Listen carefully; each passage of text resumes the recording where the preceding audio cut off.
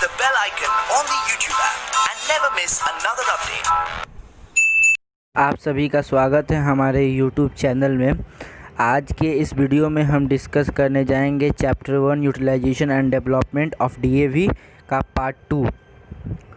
अगर आपने अभी तक इसका पार्ट 1 नहीं देखा है तो आई बटन पे क्लिक करके ज़रूर देखें।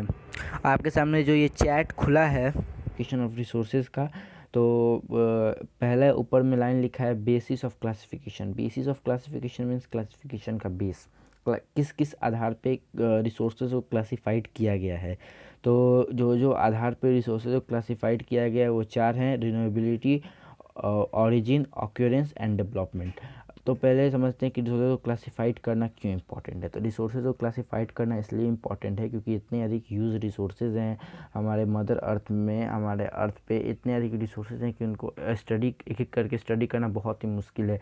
आपके सामने अगर बोतल है तो वो बोतल भी रिसोर्सेज है, इवन आप भी एक रिसोर्सेज हो। तो इतने अधिक जितने भी आपको सामान दिखते हैं सब के सब रिसोर्सेज हैं। तो इतने अधिक रिसोर्सेज का यूटिलाइजेशन करने के लिए सभी का स्टडी करना इंपॉर्टेंट है, और सभी के स्टडी किया एक साथ करना बहुत ही मुश्किल है। तो इन सबको चार भागों में बांट दिया गया है, चार पार्ट में क्लासिफाइड कर दिया गया है कि जितने भी रिसोर्सेज होंगे इसी चारों के बीच लाइज करेंगे। तो पहला रिन्यूएबिलिटी, रिन्यूएबिलिटी के आधार पर रिसोर्सेज को दो भागों में बांटा गया है, पहला रिन्यूएबल और एक नॉन रिन्यूएबल। रिन्यूएबल मतलब जो रिसोर्सेज रिन्यूड हो सकते हैं, जो रिसोर्सेज को दोबारा गैदर्ड किया जा सकता है, वो रिन्यूएबल हो गया। नॉन रिन्यूएबल मतलब जो रिसोर्सेज को दोबारा गैदर्ड नहीं किया जाता है, दोबारा नहीं लिया जा सकता है, मतलब एक बार ख़त्म हो गया तो बहुत long period of time, million of year time लगेंगे उनको रिन्यूड करने में, उसे नॉन रिन्यूएबल बोला जाता है। एक हो गया बायोटिक। बायोटिक मतलब बायो मतलब लाइफ होता है, तो जिस रिसोर्सेज के अंदर लाइफ है वो बायोटिक रिसोर्सेज हो गया, और जिस रिसोर्सेज के अंदर लाइफ नहीं है वो एबायोटिक रिसोर्सेज हो गया।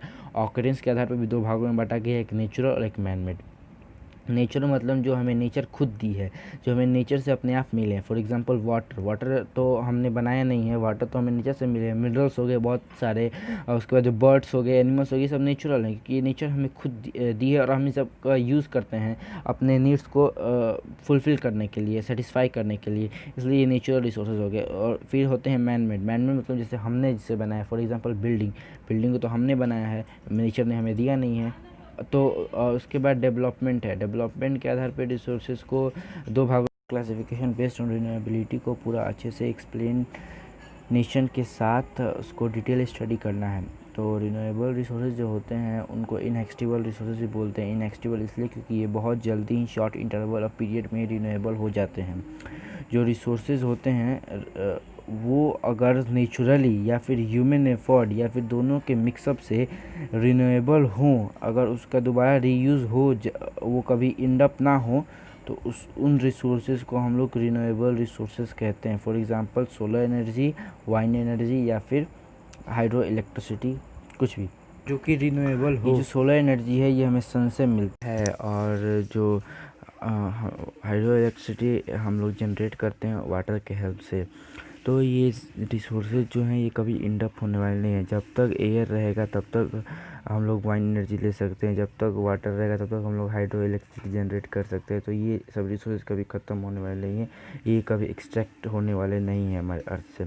तो इन रिसोर्सेज को भी रिन्यूएबल रिसोर्सेज बोला जाता है कि कभी ख़त्म होने वाले नहीं है। इनके जो क्वांटिटी है इस पर ह्यूमन के इन प्रॉपर यूजेस का कोई इफ़ेक्ट नहीं होता है, लेकिन इनके क्वालिटी पे डिफरेंस हो जाता है।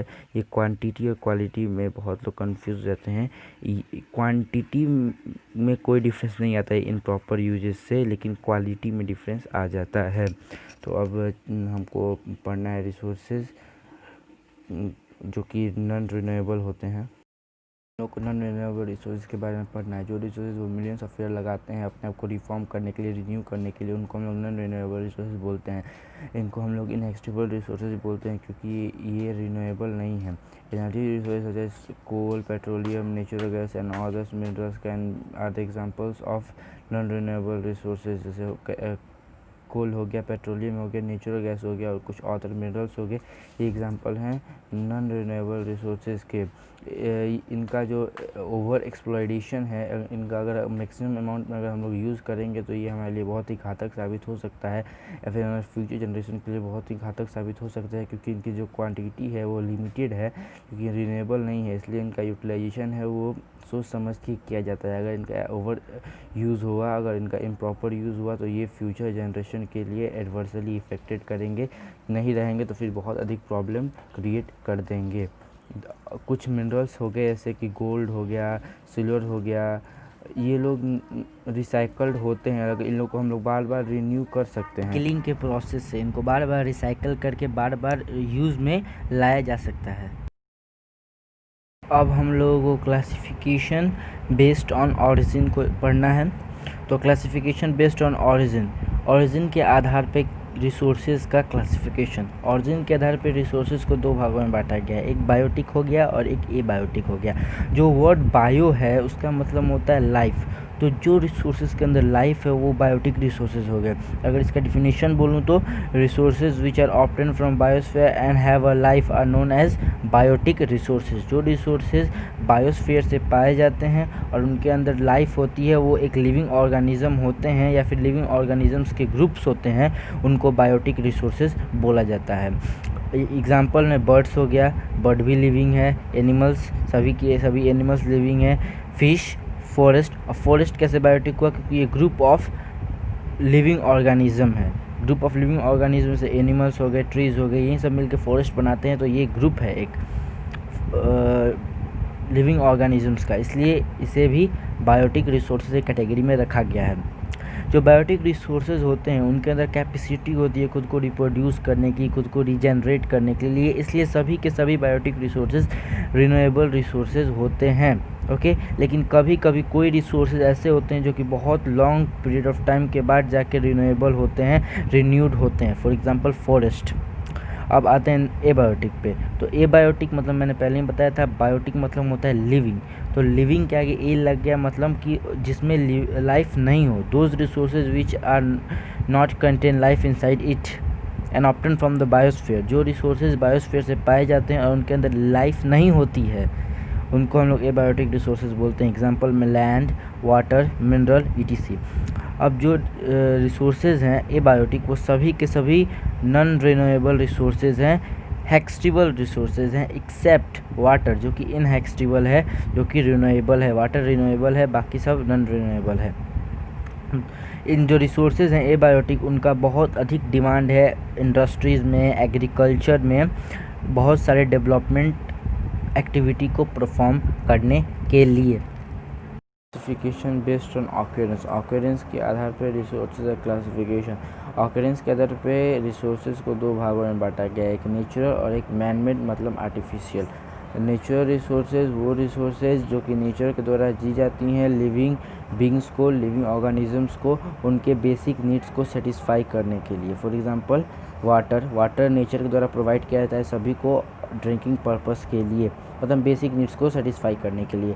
लेकिन जो नेचुरल रिसोर्सेज होते हैं एक बहुत ही एसेंशियल रोल प्रोवाइड करते हैं ह्यूमन बींग्स के डेवलपमेंट के लिए और कंट्री के डेवलपमेंट के लिए। फॉर एग्जांपल वाटर, हम लोग वाटर का यूज़ करते हैं बहुत सारे गुड्स को ट्रांसपोर्ट करने के लिए एक कंट्री से दूसरे कंट्री तक। को मैन मेड रिसोर्सेज यानी कि आर्टिफिशियल रिसोर्सेज के बारे में पढ़ना है कि मैन मेड और आर्टिफिशियल रिसोर्सेज क्या होती हैं। तो मैन मेड रिसोर्सेज वो रिसोर्सेज जो कि ह्यूमन्स बींग्स के द्वारा बनाई जाती हैं उनके नीड्स को सेटिस्फाई करने के लिए। फॉर एग्जांपल रोड्स हो गई, बिल्डिंग्स हो गई, मशीन्स हो गई, ये ह्यूमन्स के द्वारा बनाई गई है उनके नीड्स को सेटिस्फाई करने के लिए। अगले पैरा में दिया गया है कि जो क्वालिटी है और क्वांटिटी है पीपुल का वो डिटरमाइन करता है कि उस कंट्री का ह्यूमन रिसोर्सेज कैसा होगा। फॉर एग्जांपल अगर हेल्दी और एजुकेटेड पीपुल हैं तो वो अपने सोसाइटी को पॉजिटिव वे में कंट्रीब्यूट करेंगे, लेकिन जहाँ पे अगर इलिटरेट पीपुल हैं, अनएजुकेटेड पीपुल हैं, वहाँ पे वो अपने सोसाइटी को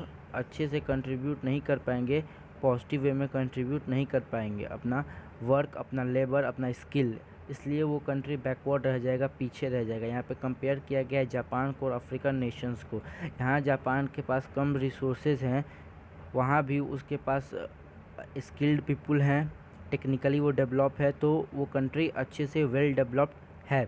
लेकिन अफ्रीकन नेशन इतने रिच हैं रिसोर्सेज के मामले में, लेकिन वहाँ पर जो पीपुल हैं वो अनस्किल्ड हैं, इलिटरेट हैं, इसलिए वो कंट्रीज इतने डेवलप नहीं हैं।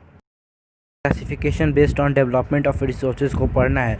तो यहाँ पे रिसोर्सेज को दो भागों में क्लासिफाइड किया गया है, एक पोटेंशियल रिसोर्सेज और एक एक्चुअल रिसोर्सेज। पोटेंशियल रिसोर्सेज मतलब वो रिसोर्सेज जो कि फुल्ली तरह से टैप्ड नहीं है, जिनका अच्छे से सर्वे नहीं हुआ है, जिनकी क्वांटिटी और क्वालिटी हमें पता नहीं कि कैसी है। फॉर एग्जांपल यहाँ पे देखिए दिया हुआ है कि हमें पता है कि हिमालय के सेडिमेंट्री रॉक्स में अच्छा खासा पेट्रोलियम है, लेकिन हम वहाँ से उसको नहीं ला सकते हैं because of the lack of technology. एक और यहाँ पे एग्जांपल दिया जो कि बहुत इंपॉर्टेंट है कि जो यूएस जियोलॉजी है उसके सर्वे के अनुसार अंटार्कटिक सीवेड में 25% अनडिस्कवर्ड नेचुरल गैस हैं, लेकिन हम उसको वहाँ से नहीं ला सकते हैं because of the lack of technology.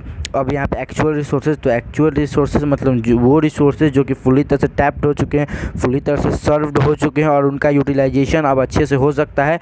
वैसी टेक्नोलॉजी है हमारे पास कि हम उनका यूटिलाइजेशन कर सकें। हम लोग को सस्टेनेबल डेवलपमेंट एंड कंजर्वेशन के बारे में पढ़ना है। सस्टेनेबल डेवलपमेंट मतलब वो डेवलपमेंट जिसको हम लोग परफॉर्म कर सकते हैं अपने इन्वायरमेंट को डैमेज किए बिना, जो कि अपने नीड को मीट कर लेता है, मतलब कि अपने नीड जो उसका है उसको फुलफ़िल कर देता है without compromising with our future generation, बिना हमारे फ्यूचर जनरेशन को प्रभावित किए, बिना हमारे फ्यूचर जनरेशन को अफेक्ट किए। अब सस्टेनेबल डेवलपमेंट को कैसे परफॉर्म करेंगे उसके 3 तरीके बताए गए हैं। Use all the renewable resources judiciary, जितने भी रिन्यूएबल रिसोर्सेज हैं हमारे पास, जैसे सोलर एनर्जी हो गया, वाइंड एनर्जी हो गया, हाइड्रो इलेक्ट्रिसिटी हो गया, इनको हमको जुडिशरी यूज़ करना है, मतलब इनके एक प्लान, प्रॉपर प्लान के साथ हमें इसका यूटिलाइजेशन करना है। उसके बाद दूसरा है minimise the depletion of natural resources, जो भी नेचुरल रिसोर्सेज जैसे वाटर हो गया, इसको हमें वेस्ट नहीं करना है, इसको हमें अपने यूटिलाइजेशन में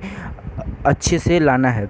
अब हो गया कंजर्वेशन ऑफ वैरिड स्पीसीज, अब जितने भी स्पीसीज़ हैं हमारे अर्थ पे से, एनिमल्स हो गए, बर्ड्स हो गए, प्लांट्स हो गए, इनको हमें कंजर्व करना है। अगर कंजर्व नहीं करेंगे तो ये फिर विलुप्त हो जाएंगे, और विलुप्त हो जाएंगे तो फिर ये बहुत बड़ा एक सिंगल है हमारे लिए, हमारे अर्थ के लिए, कि अब ये डैमेजिंग की तरफ, अब ये अपने विनाश की तरफ बढ़ रहा है।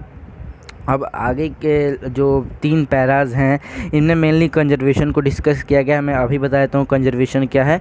पूरे पैरा जितने भी तीनों हैं उनको मैं शॉर्ट में डिफ़ाइन कर देता हूँ। कंजर्वेशन का मतलब होता है किसी भी रिसोर्सेज को ऑप्टिमम वे में यूज़ करना, मतलब ऑप्टिमम वे में मतलब यूज़ करना मतलब उसको जुडिशरी यूज़ करना, उसको अच्छे से उसका चार्ट प्लान रेडी करके उसको बढ़िया से यूज़ करना, उसका वेस्टेज को रिड्यूस करना, टेक्नोलॉजी को बढ़ाना, ह्यूमन स्किल को ग्रो करना और एक इसेंशियल पॉपुलेशन में उसको लेकर चलना, यही सब होता है कंजर्वेशन का मतलब। और अगर रिसोर्स कंजर्व्ड रहेंगे तो हमारे मदर